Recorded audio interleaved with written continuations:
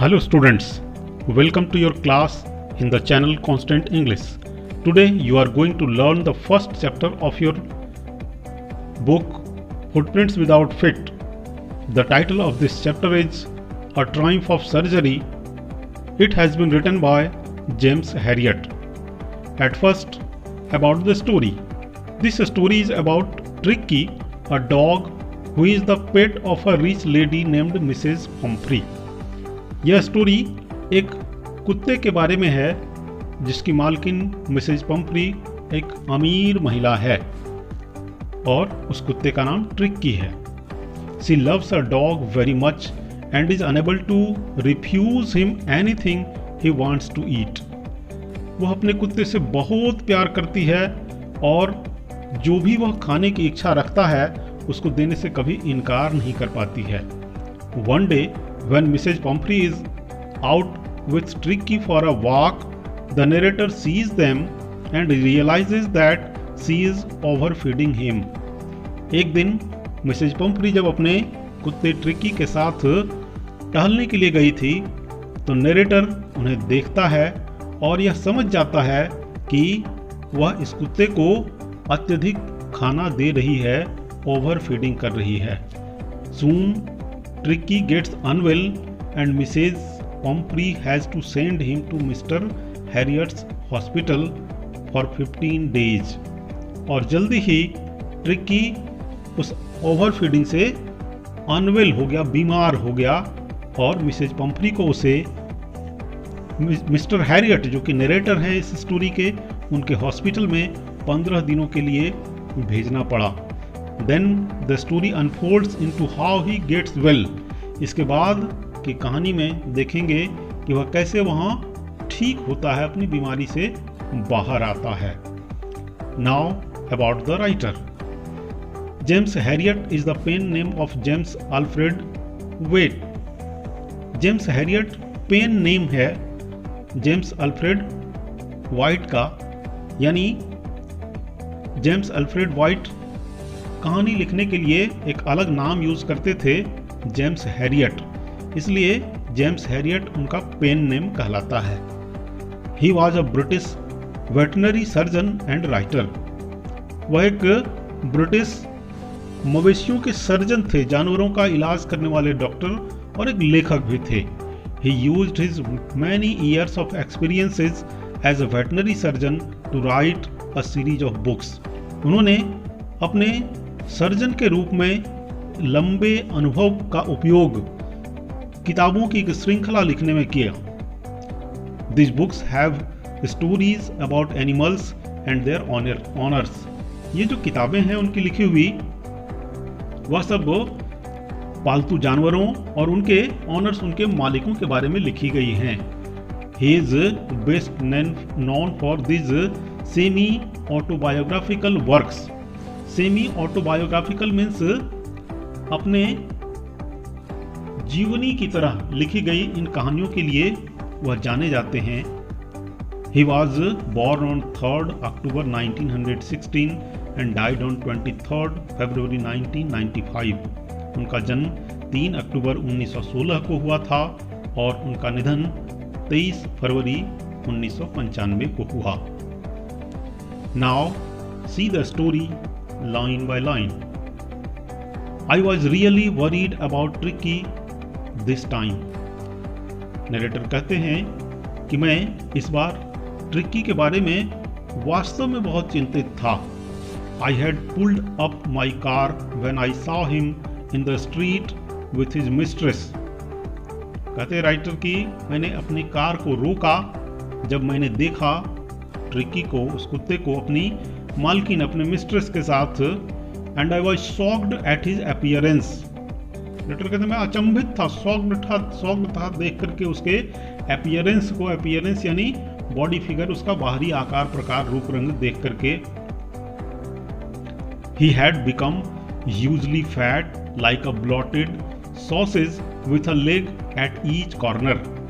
वह बहुत अधिक मोटा हो गया था. ह्यूजली फैट लाइक अ ब्लॉटेड सॉसेज. ब्लॉटेड मीन्स फूला हुआ. सॉसेज एक नॉनवेज डिश है जिसमें लेग लगा हुआ होता है और राइटर कहता है कि वह फूले हुए सॉसेज की तरह, जिसमें चारों कोनों में एक एक लेग हो, वैसा दिखाई पड़ रहा था। His eyes blood shot and rheumy, उसकी आंखें बिल्कुल लाल और वाटरी, rheumy मीन्स वाटरी, पानी से भरी हुई। Stared straight ahead, सीधी देखती हुई आंखें। And his tongue lolled from his jaws, और उसका जीभ जबड़े से बाहर लटकता हुआ। लॉल मीन्स बाहर लटकना। मिसेज पंपरी हैस्टेंड टू एक्सप्लेन, मिसेज पंपरी एकदम बताने के लिए तत्पर थी, हड़बड़ा करके वह बताई। He was so listless mister Harriet, listless means without interest, without showing interest in anything. वह कहती है कि मिस्टर हैरियट यह एकदम बहुत सुस्त रहने लगा है, किसी चीज में रुचि नहीं दिखाता है, इंटरेस्ट नहीं दिखाता है। He seemed to have no energy, ऐसा लगता है कि इसके शरीर में एनर्जी ही नहीं है, ऊर्जा ही नहीं है। I thought he must be suffering from malnutrition, malnutrition means कुपोषण, न्यूट्रिशन का अभाव होना। और कहती है कि मुझे लगा कि यह कुपोषण का शिकार हो गया है। So I have been giving him some little extras between meals to build him up, इसलिए कहती है कि मैं इसे कुछ अतिरिक्त भोजन दे रही हूँ मील्स के बीच में, यानी जो खाने का समय है, इसके भोजन का जो नियमित रूटीन है, उसके बीच में भी कुछ अतिरिक्त भोजन दे रही हूँ। क्या क्या? Some malt and cod liver oil and a bowl of Horlicks at night to make him sleep, nothing much really.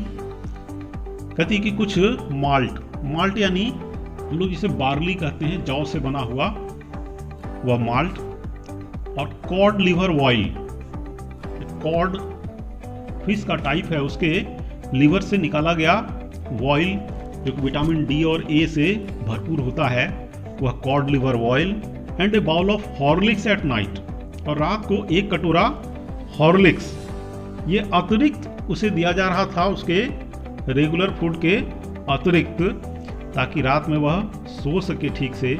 Nothing much really, यानी और बहुत कुछ ज़्यादा नहीं दे रही हूँ, ऐसा वह कहती है। And did you cut down on the sweet things as I told you, narrator ने कहा, पूछा कि क्या आपने इसके मीठे चीज़ों के खाने में कुछ कटौती की, जैसा मैंने कहा था पहले।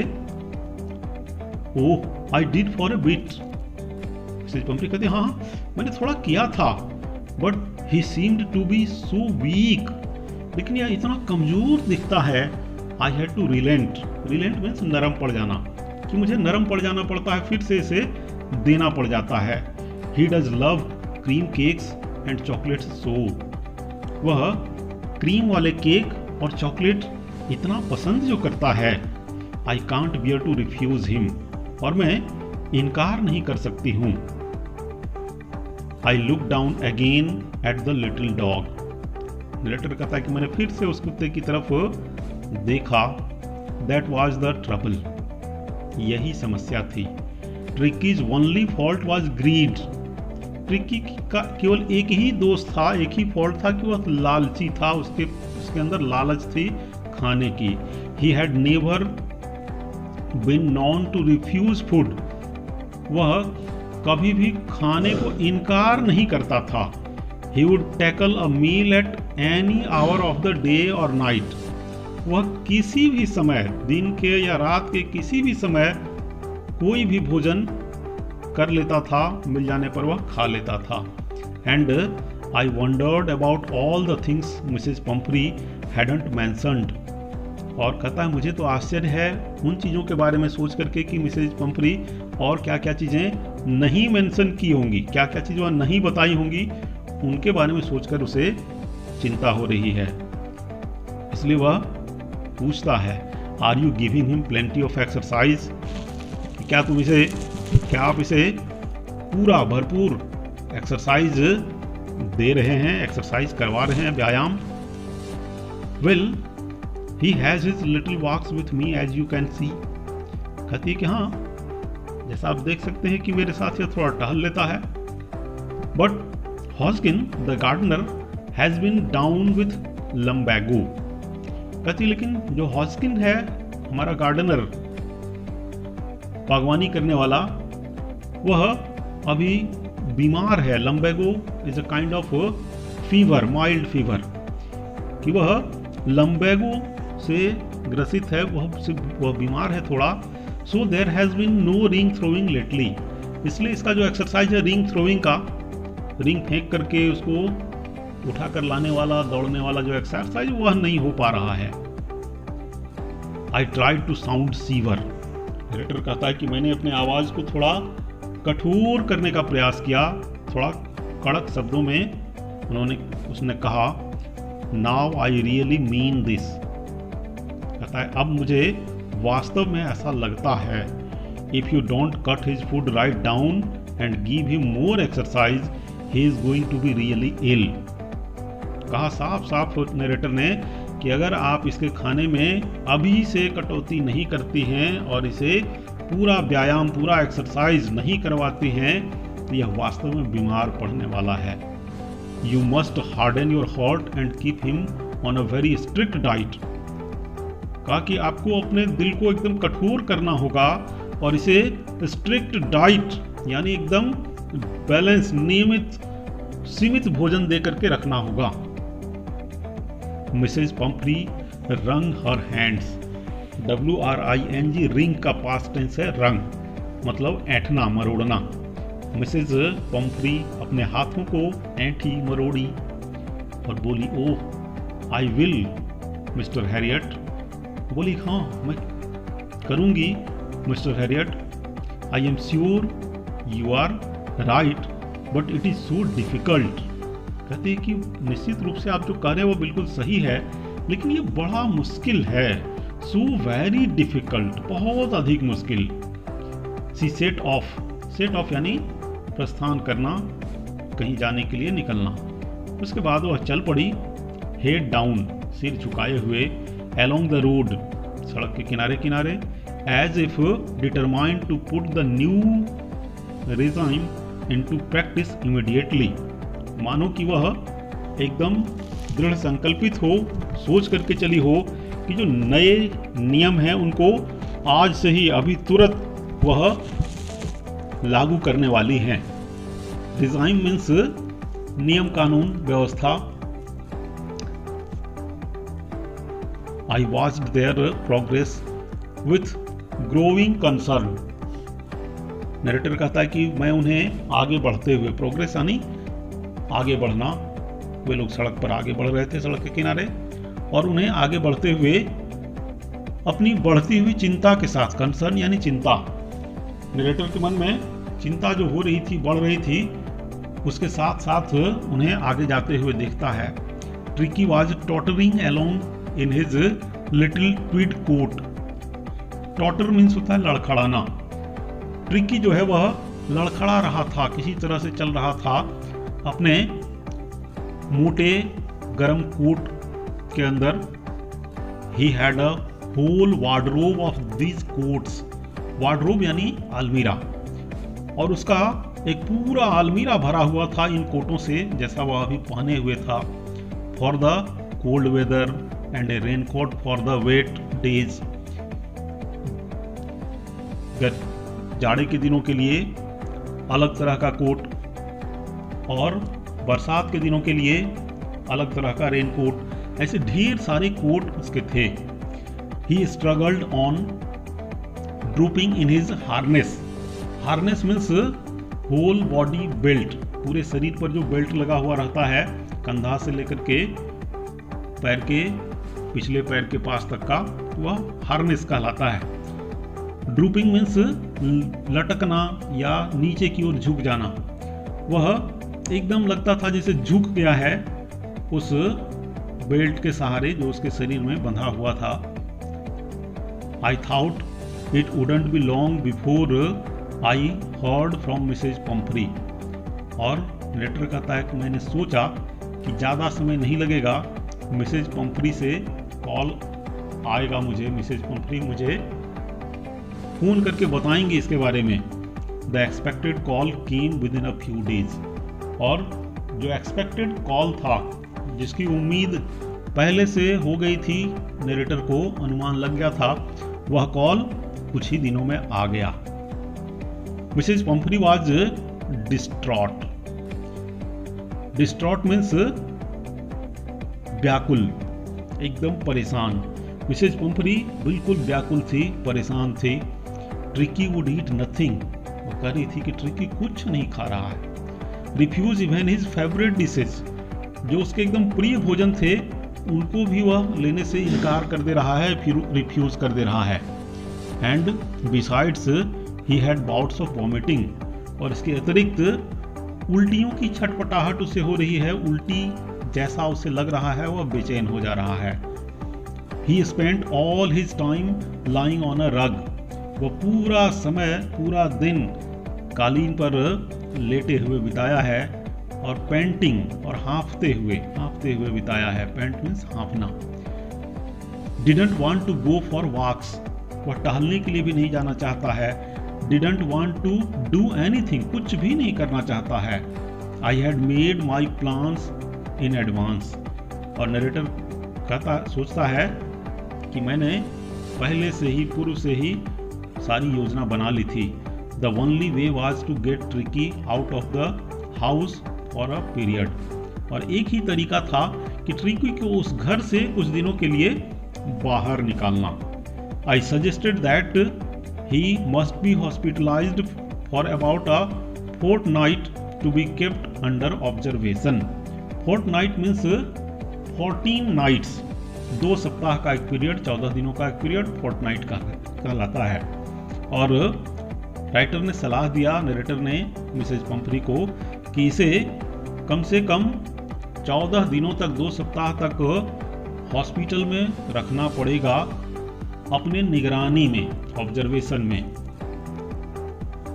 The poor lady almost स्वून्ड।